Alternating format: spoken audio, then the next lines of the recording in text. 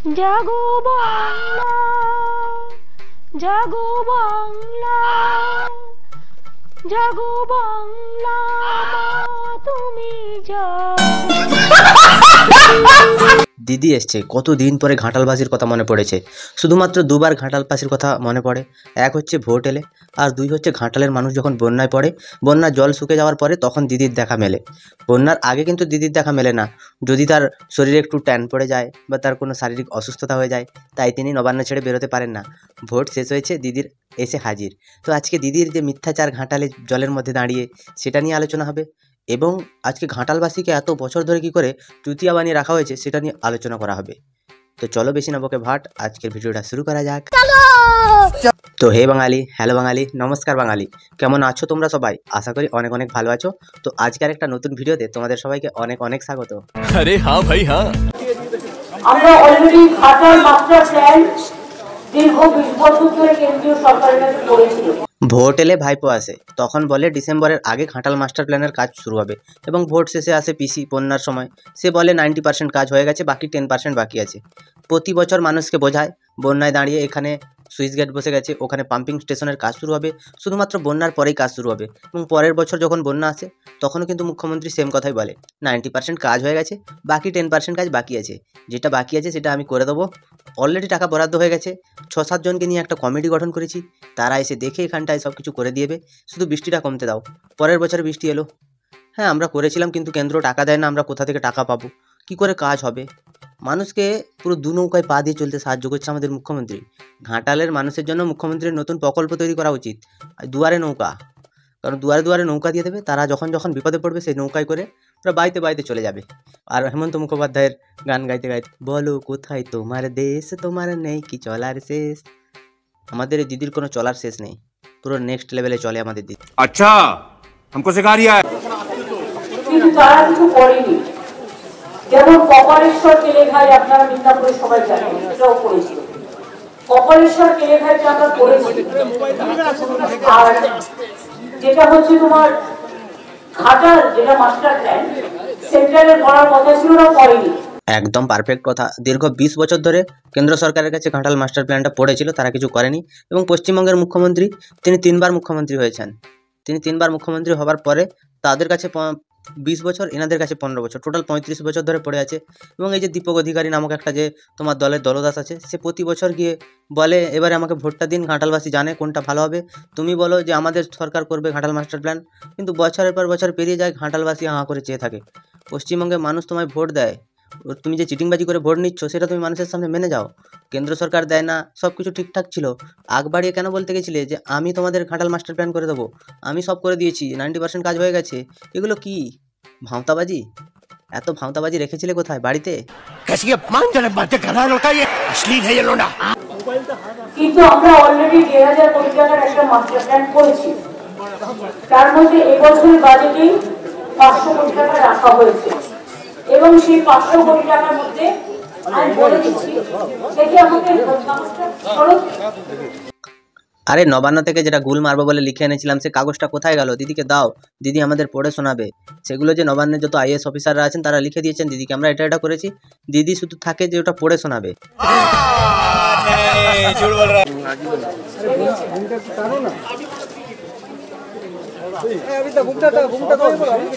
মুখ্যমন্ত্রীর যে টিমের লোকগুলো, ওগুলো অসাধারণ লোক, সত্যি অসাধারণ।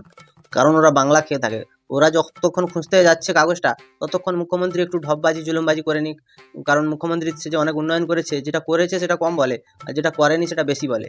চুরি যেটা করেছে সেটাই বেশি বলে, দেখবে। এখন তো চারিদিকে বর্ষা এত বেশি হচ্ছে, একদিকে ডিবিসি ছাড়া জল, অন্যদিকে মাইথন পাঞ্চে এবারে তো 11 গুণ বেশি জল ছেড়েছে, আর কথাও শোনে না। প্রতি বছর বন্যা এলেই এ ভেবে রেখেছে যে ডিবিসির দোষ দেবে। চুরি করলো নিজের, আর 26,000 লোকের চাকরি খেলো, দোষ দিল CPM এর। চুরি করলো সারদা নারদার টাকা, তারা দোষ দিল বিজেপির, CPM এর। CPM নাকি গৌতম কুণ্ডুকে এনেছিল, CPM নাকি সুদীপ্ত সেনকে এনেছিল। এরা নিজেরা চুরি করলো, নিজেরা জেল খাটলো, সব কিছু নিজেরাই করলো। এখন হয়ে গেল CPM এর দোষ। এরপরে 100 দিনের কাজের টাকা চুরি করলো, সেখানটায় যখন বন্ধ করলো, কেন্দ্র সরকার টাকা দেওয়া বললো হিসাব দাও, তখন বললো কেন্দ্রীয় বঞ্চনার শিকার আমরা। সব কিছুতেই দোষ দেয়। আজকে ঘাটাল কেন, পুরো পশ্চিমবঙ্গের নিকাশি ব্যবস্থা কোথাও ঠিক নেই। 2 ফোঁটা জল পড়লে যেখানটায় জমা হয়ে যায় জল, সেইখানটায় আজকে দাঁড়িয়ে মুখ্যমন্ত্রী বলছে যে নাকি কেন্দ্র সরকারের বঞ্চনা, সিপিএম সরকার কিছু করেনি। এগুলো কি? সাধারণ মানুষের কাছে এসছো, তাদের দুঃখ কষ্ট শোনো, নাকি মাইক লাগিয়ে নিজেই ভাষণ দিতে শুরু করে দিয়েছো? এগুলো মনুষ্যত্বের পরিচয় না জানোয়ারের পরিচয়? शर्म करो, भगवान से डरो। মুখ্যমন্ত্রীর দলের লোকেরা তারা বলে কুইন্টাল কুইন্টাল জল, আবার মুখ্যমন্ত্রী বলছে 11 গুণ বেশি জল ছেড়েছে। কত জল ছেড়েছে আমরা পরে শুনছি, এখন মুখ্যমন্ত্রী কি বলছে সেটা আগে শুনে নেবো, চলো। ঘাটাল মাস্টার প্ল্যানের নিয়মিত তদারকি করবার জন্য ইরিগেশন মিনিস্টার, ঘাটালের এমপি এমএলএ, পশ্চিম মেদিনীপুরের ডিএমএসপিদের নিয়ে জেলা পর্যায়ে একটা মনিটরিং কমিটি তৈরি করা হয়েছে। ব্লক লেভেলেও জনপ্রতিনিধি ও অন্যান্যদের নিয়ে 6টা কমিটি তৈরি করা হয়েছে। দাসপুর 2 এবং ঘাটাল পৌরসভায় 10 কোটিরও বেশি টাকা ব্যয়ে 5টা স্কুইসের নির্মাণের কাজ 90% সম্পূর্ণ হয়েছে। সব কিছুরই কাজ কিন্তু 90% কমপ্লিট হয়ে গেছে, বাকি আছে 10%। বলি সেই যে 10%টা বাকি আছে, তোমাদের যে সাংসদ আছে দীপক অধিকারী, সে মনে হচ্ছে 25% কেটে নিয়েছে, সেই জন্য টাকার অভাবে ওই কাজগুলো আটকে আছে। তুমি একটু ভালো করে তদারকি করে দেখো, দেখবে ঠিক এই যে চিটিংবাজগুলো যাদেরকে দিয়ে কমিটি তৈরি করেছো, সেই চিটিংবাজগুলো সব টাকা হয়তো খেয়ে নিয়েছে। তোমার দলে বা তোমার সাথে সাথে যারা থাকে না, ওরা হচ্ছে চোরের বুদ্ধি, ওদের মাথায় বিশাল পরিমাণে থাকে। কোন দিক দিয়ে ছেড়ে দেবে তুমি জানতেই পারবে না। তুমি একটু নিচু না হতে হতেই তোমার বিচি কেটে হাতে ধরিয়ে দেবে। এরা এমন ধরনের মাল, পুরো বিষাক্ত মাল। মানে ওই 500 কোটি টাকাটা এবারে বাজেটে রেখেছি, কাজটা শুরু হয়েছে, মোট কমপ্লিট হতে 2 বছর লাগবে, তার মধ্যে 6 মাস হয়ে গেল। ঘাটাল পৌরসভা এলাকায় 60 কোটি টাকা ব্যয়ে 2টো পাম্প হাউসের জন্য ওয়ার্ক অর্ডারও জারি করা হয়েছে। বর্ষার পরে কাজ শুরু হবে। তার মানে 2026 সালের যে ভোটটা আছে, সে ভোট পেরোনো পর্যন্ত ওইটা সময় লাগবে। পশ্চিমবঙ্গে মুখ্যমন্ত্রী যতটুকু টাকা ধার পেয়েছিল, ততটুকু টাকায় ইট বালি সিমেন্ট চিপস যা আনার এনেছিল। শুধু রডের টাকাটা পাচ্ছে না, সেটা আগের বছরে তোমরা কমপ্লিট হতে দেখতে পাবে, কারণ রডের টাকাটা তো একটু বেশি টাকা দাম, সেই জন্য মুখ্যমন্ত্রী সেই টাকাটা পায়নি। সেই যে টাকাটা পেয়েছিল, সেই টাকাটা নিয়ে গিয়ে দুর্গাপূজার সবাইকে দান করে দিয়েছে। ঘাটালবাসী এখানটায় মরে যাক, ঘাটালবাসী এখানটায় জীবন্ত লাশ হয়ে যাক, কিন্তু মুখ্যমন্ত্রী পুজো করেই ছাড়বে। আর এই মুখ্যমন্ত্রীর এতটুকু লজ্জা নেই, তাদেরই দলের একজন কাউন্সিলর তার মৃত স্ত্রীকে নিয়ে সে ভেলায় করে ভেসে ভেসে যাচ্ছে। পশ্চিমবঙ্গ সরকার কতটাভাবে ঘাটালবাসীর কাছে আছে সেটা সবাই দেখছে, সাধারণ মানুষ দেখছে। তাদের দলেরই প্রাক্তন কাউন্সিলর যে তার বউকে ভেলায় ভাসিয়ে নিয়ে যাচ্ছে, মৃতদেহটাকে। একটা বোট করে দেওয়া যেত না, বা একটা নৌকা করে নিয়ে যাওয়া যেত না? পশ্চিমবঙ্গের তৃণমূলের আর সব নেতাগুলো কি মারা গেছে, নাকি ওদের শ্মশানে বসে আছে ওরা গিয়ে? এত ছোট লোক, নিকৃষ্ট মানসিকতার মানুষ, এই মুখ্যমন্ত্রীর মুখে এতটুকু লজ্জা নেই যে তারই দলের একজন লোক, তার পরিবারের কেউ একজন মারা গেছে, তাকে একটু হেল্প করি বা তার পরিবারকে একটু সান্ত্বনা দিই, সেগুলো কিছু নেই। শুধু তুমি একটা জিনিস দেখবে যে কোনো জায়গায় কোনো দুর্ঘটনা ঘটলে মাইকটা হাতে থাকবে আর ঢপবাজি চালু। এই ঢপ দিতে দিতে পশ্চিমবঙ্গবাসীকে আজকে নরকের কাছে নিয়ে এসছে। আর মুখ্যমন্ত্রী 2026 সালে যদি জিতে যায়, হালকা করে লাথি মারবে, তোমরা সবাই তলায় চলে যাবে, শুধু ভাইপো একা দাঁড়িয়ে থাকবে। তোমরা দেখে নিও আমাদের এই পশ্চিমবঙ্গের মুখ্যমন্ত্রী এতটা নির্লজ্জ কিভাবে হতে পারে। তারই দলের লোককে সে দেখে না, ঘাটালবাসীকে দেখবে। মানে কোন ধরনের মাল তোমরা ভেবে নাও। नाटक कम करो पियो। 84টি নতুন কাজ, যেমন স্লুইস, সেতু এবং ড্রেজিং সহ অন্যান্য কাজের জন্য মাটি পরীক্ষা, জরিপ এবং নকশারও কাজ চলছে। এগুলো 2025 সালের নভেম্বর মধ্যে চেষ্টা করছি, মানে বর্ষাটা না কমলে তো সার্ভেগুলো হয় না, সুতরাং সেই জন্য আমরা এটা অপেক্ষা করছি। হাসালে সব কিছু বর্ষার পরে শুরু হবে। প্রতি বছর একই নাটক, প্রতি বছরই সে বর্ষার পরে সব কিছু করে দিচ্ছে, কিন্তু কাজের কাজ কিছু হচ্ছে না। আবার ভোট আসবে, ভোটের প্রচারে ব্যস্ত থাকবে সবাই, নেতা থেকে কর্মী থেকে পুলিশ, টোটালটাই ব্যস্ত। পুলিশরাও তো পতাকা লাগানোর কাজে থাকবে, তাই না? সবাই ব্যস্ত হয়ে পড়বে, তখন কে মরলো কে বাঁচলো, পরের বছর বন্যা আসলে মানুষগুলো কি করবে, কি খাবে, সেগুলো দেখার কোনো প্রয়োজন নেই। সব কিছু কিন্তু আমাদের মুখ্যমন্ত্রী সব পুরো রেডি করে রেখেছে। মানুষজনকে দুয়ারে নৌকা দেবে, রেশনের চালটাও দিয়ে দেবে, দুয়ারে সব কিছু দিয়ে দেবে। তোমরা নৌকায় বসে রান্না বান্না করবে, নৌকায় ঘুরবে, শুধু পায়খানা পেলে ওই জলেই ঝেড়ে দিও। আর এবারে ডিবিসি যে জল ছেড়েছে, এটা সব রেকর্ড ছাপিয়ে গেছে। প্রতি বছর তুমি জানো ডিবিসি জল ছাড়ছে, প্রতি বছর তুমি ডিবিসিকে দোষ দিচ্ছ। যখন ডিবিসি জল ছাড়ছে তুমি দেখছো, সেই জলটা ছাড়ার পরে জলটা বেরিয়ে কোথায় যাবে তার জন্য কোনো নিকাশি ব্যবস্থা কেন তুমি করছো না? প্রতি বছরেই এমনভাবে ডিবিসির সাথে ঝগড়া করো যেন তুমি ডিবিসির অনেক কিছু অপকার করে দেবে বা তার ক্ষতি করে দেবে বা ডিবিসিতে বোম লাগিয়ে দেবে, কিন্তু তোমার কাজের কাজ তুমি কিছুই করতে পারো না। খালি মানুষের সামনে মানুষের একটু রক্ত উত্তেজিত করার ডায়লগগুলো দিতে জানো ভালো করে। ওগুলো যে তোমার দ্বারা ভালোভাবে হয় সেটা আমরা ভালো করেই জানি। বলেন কি? টোটালটা কত যেন মনে হয়? আমাদের এই মুখ্যমন্ত্রী তিনি কিন্তু জানেন না যে কত জল ছেড়েছে। 51,000 লক্ষ কিউবিক মিটার জল ছেড়েছে। নাও, মুখ্যমন্ত্রী ভাষা আন্দোলন করছে। মুখ্যমন্ত্রী ভাষা নিয়ে সে বিশাল টেনশনে আছে। বাংলা ভাষা সেটাকে সারা পৃথিবীর মধ্যে ছড়িয়ে দিতে চাইছে। তার দলের নেতা নেত্রীরা প্রচুর পরিমাণে ভাষা নিয়ে চিন্তিত। কিন্তু আমি একটা জিনিস নিয়ে চিন্তিত আছি, যেটা হচ্ছে মুখ্যমন্ত্রীর শিক্ষা। আমরা স্কুলে যখন পড়তাম না 1, 2-তে, তখন আমাদের শেখানো হতো যে প্রথমে হচ্ছে লক্ষ বলা হবে, তারপরে বলা হবে হাজার, তারপরে বলা হবে শতক। যেরকম 5,10,300 টাকা এটা বলা হবে। কিন্তু 5-এর পরে হাজার, তারপরে লক্ষ, এই যে হিসাবটা, এটা মুখ্যমন্ত্রী কোথা থেকে শিখেছে বা তার টিচার কে ছিল, সেটা নিয়ে আমাদের মনে সংশয় আছে। আমাদের পশ্চিমবঙ্গের যিনি মুখ্যমন্ত্রী, তার শিক্ষাগত যোগ্যতা এতটুকুও নেই, বিন্দুমাত্র শিক্ষাগত যোগ্যতা নেই। সে যাচ্ছে ভাষা আন্দোলন করতে। তাতে আমার বাল ছেঁড়া গেল। কখনো তিনি বলে ফেলছেন যে নেতাজি নাকি ভারত দখল করার স্বপ্ন দেখেছিল, কখনো সুকুমার রায় মহাভারত লিখছেন, কখনো তিনি বলছেন যে সিপিএম সরকার চাকরি খেয়ে নিয়েছে। কী সব কখন বলে দেন। তিনি তো আসলে অশিক্ষিত মানুষ, তো তাকে যেটা বোঝায় তিনি সেটা ভালোভাবে বুঝে যান। তারপরে তিনি অ্যাকশান নেন। বা তিনি মিথ্যের বিরুদ্ধে অ্যাকশানটা নিতে পারেন না, তিনি সত্যের বিরুদ্ধে নেন। এই মুখ্যমন্ত্রী, এই তার শিক্ষাগত যোগ্যতা। বা তোমরা বিচার করো। ঠিক আছে কেন ইংরাজি? মানে ঝাড়খণ্ড যেন না ডোবে, বাংলা যেন ডোবে। তো তোমরা ড্রেজিং করছো না কেন? ওখানে ড্রেজিং করলে প্রায় 10,000 কিউবিক মেট্রিক টন জল ধরতে পারে। দেখো পিসি, তুমি একটা কাজ করেছো। পশ্চিমবঙ্গে তুমি আসার আগে যেরকম ভারতবর্ষে কোথায় কি রেলওয়ে হবে সেটা ঠিক করে এসছো, সেরকম ভারতবর্ষে স্বাধীনতার পরে কোথায় কোন খালটা বা কোন ড্যামটা কতটা খনন হবে সেটা তুমি যদি দেখিয়ে দিতে, তাহলে তো আজকে বাংলার পরিস্থিতি এরকম হতো না। কারণ আজকে ভারতবর্ষে যত রকম রেলওয়ের নতুন প্রজেক্ট আসছে, সব কিছু নাকি মমতা বন্দ্যোপাধ্যায়ের আমলে তার অনুপ্রেরণায় সব কিছু হয়ে গেছিলো। শুধুমাত্র এই ডিভিসিটা হতে পারলো না। তো তার জন্য আজকে পশ্চিমবঙ্গের মানুষ ভুগছে। শুধুমাত্র পশ্চিমবঙ্গের মানুষের কথা তুমি যদি ভেবে থাকতে, তাহলে তুমি এটা করতে। আর আমাদের মুখ্যমন্ত্রী জলটাকে টনে হিসাব করছে। কতটা অশিক্ষিত, কতটা অপদার্থ, কতটা মূর্খ হলে সে জলটাকে টনে হিসাব করে। এগুলো হচ্ছে কি আর বলবো, শিক্ষার অভাব। এরা পশ্চিমবঙ্গটাকে বাঁচাবে, এরা পশ্চিমবঙ্গের বাংলা ভাষাকে বাঁচাবে, এই তো তার শিক্ষা। এরা আবার নাকি বাঁচাবে। ঢং দেখে প্রাণ বাঁচি না। কিন্তু ওরা 20 বছর ধরে ডেটিং করেনি। মাইথন পাঞ্চে বর্ষা হলে জল ছেড়ে দিচ্ছে বাংলায়। তো বাংলার কতটা সইবে এই অত্যাচার? আমরা সইব না। প্রতি বছর বন্যা এলে সে বন্যার জলে দাঁড়িয়ে বলে এর পরের বছর থেকে আমরা ডিভিসির সাথে কোনো সম্পর্ক রাখবো না, ঝাড়খণ্ড বর্ডার বন্ধ করে দাও, ওখান থেকে কোনো মাল আসবে না, আমাদের থেকে কোনো মাল যাবে না। এরকম চিটিংবাজি একটু রক্ত গরম করা ডায়লগ দিয়ে মোটামুটি সে আর কখনো কোনো অত্যাচার সইবে না, এরকম মানুষকে বলে ওখান থেকে বেরিয়ে যায়। মানুষও কী করে, বোকার মতো ওনাকে ভোট দিয়ে দেয়। আর এই মানুষকে বোকা বানিয়ে রাখার জন্য মুখ্যমন্ত্রীর কাছে আলাদা একটা মায়া আছে। উনি জাদু করে রেখেছেন। 500 হাজারের দৌলতে তিনি এখনো পর্যন্ত জিতে আছেন। যেদিনকে সেই মা বোনেদের ঘুম ভাঙবে, সেদিনে মুখ্যমন্ত্রী পুরো সরে যাবে।